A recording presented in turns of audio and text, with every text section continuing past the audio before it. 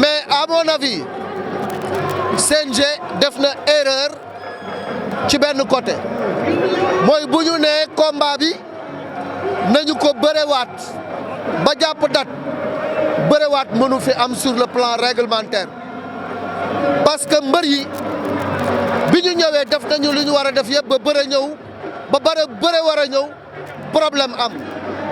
bi problème amee arbitre yi dañoo déclarer verdict mooy sans verdict la ñu wax donc une fois que combat ñu déclarer ko sans verdict il y a un verdict kon boobu contrat jeex na combat ma wax leen ni ñeenti verdict moo ci am victoire match nul nu mu tuddati défaite ak sans verdict bu ñu ko xasee def un verdict est prononcé donc dès qu'un verdict est prononcé il peut pas y avoir un autre combat sans un autre contrat kon tey CNG wàcc nañu yoon bi ndax seen arbitre ñoo ne sans verdict donc Siteu warul bërewaat Papa Sow warul bërewaat ku leen soxla da nga leen war a dem seetiwaat waxtaanaat ak ñoom ci contrat juridique bu baax wala nga am avocat rek boo toppee décision boobu ci yoon dañ ko war a casser parce que mbër yi li leen war yëpp def nañ ko promoteur bi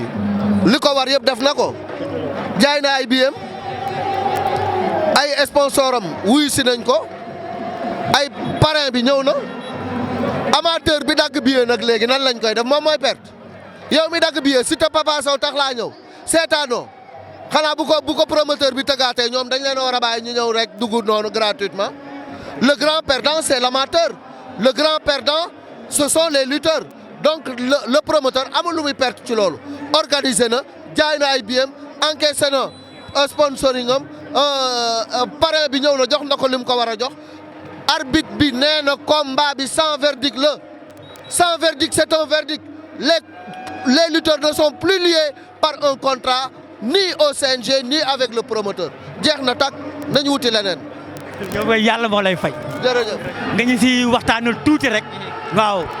waaw combat bu neex la combat boo xam ni amateurs yi war nañ ci mën a am lu leen neex ndax ñaari mbër lañ yoo xam ne suñu yàq làmb kon heureusement ñi ngi leen di wax ci fair play ak li amoon ci làmb ñoom bu nu ñëwee nañ ko dabu bu baax a baax bërki démb dégg nañ Tapha Tine bu yëg ci discours bu am solo ñaax mbër yi ci ñu sóor li am ci nawetaan bi xam ni bu nu tëjee làmb ji xale yi tumu ranke dina bari kon kooku jàpp naa ni bu ñëwee dina ëndaale loolu Boy Niang it dañu koy gis muy xeex non violence di ci def ay jéego mu nekk combat boo xam ni Tapha Tine li muy wax ci adversaire day doon décision ferme boo xam bu ñëwee da koy wone da ciy dëggal boppam Boy Niang ne ci écurie bu mag am staff boo xam ni moo ko jotale ci Tapha Tine te boo xoolee am na fu nu bëgg a yegg muy mbër moo xam ne adversaire bu nu am dañuy xool fooram ñu dem rooti ko andi ko ñu xool ba xam ndax dinañ ko réussir. waaw ci xeex lay jeexee wala ci bëre wala ci bëre. waaw mën nañ bëre mën nañ xeex njort naa la ñaari am ci. waaw jërëjëf Pa Aline yàlla na yàlla fay. amiin yàlla Bouba nag mu ngi lay nuyu. Bouba ñu moom koy moo bëggee nekk Mbour. wax dëgg waaw. bu laa bëggoon dem sax mais yàlla def na ni fii la affaire yi nekk. dëgg la mais du ñàkk moom bés bay def émission ci làmb ji nii man ba ma wooyee ma ñëw. incha allah dina am gën a yaatal mun naa jël sa numéro. waaw bisimilah. ok bisimilah.